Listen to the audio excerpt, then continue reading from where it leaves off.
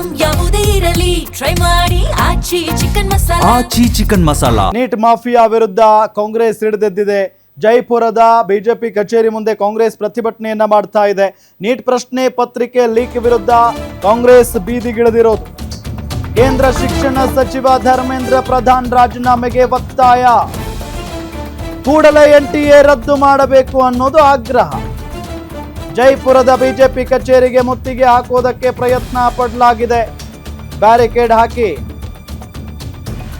ಪ್ರತಿಭಟನಾಕಾರರನ್ನ ಪೊಲೀಸ್ನವರು ತಡೆದಿದ್ದಾರೆ. ಬ್ಯಾರಿಕೇಡ್ ಹತ್ತಿ ಕಚೇರಿಗೆ ನುಗ್ಗೋದಕ್ಕೆ ಯತ್ನಿಸಿದ್ದಾರೆ ಪ್ರತಿಭಟನಾಕಾರರು.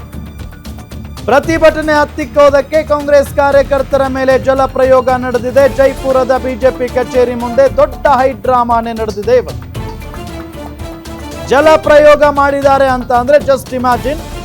ಇದು ಪ್ರತಿಭಟನೆಯನ್ನ ಅಥವಾ ಪ್ರತಿಭಟನಾಕಾರರನ್ನ ಚದುರಿಸುವ ಮೊದಲ ಹಂತ. ಇದು ಜಲಪ್ರಯೋಗ ಸಾಮಾನ್ಯವಾಗಿ ಜಲಪ್ರಯೋಗದವರೆಗೂ ಕೂಡ ಬರಲ್ಲ. ಜಲಪ್ರಯೋಗ ಆರಂಭಿಕ ಹಂತ, ಅದನ್ನ ಪ್ರಯೋಗ ಮಾಡಲ್ಲ.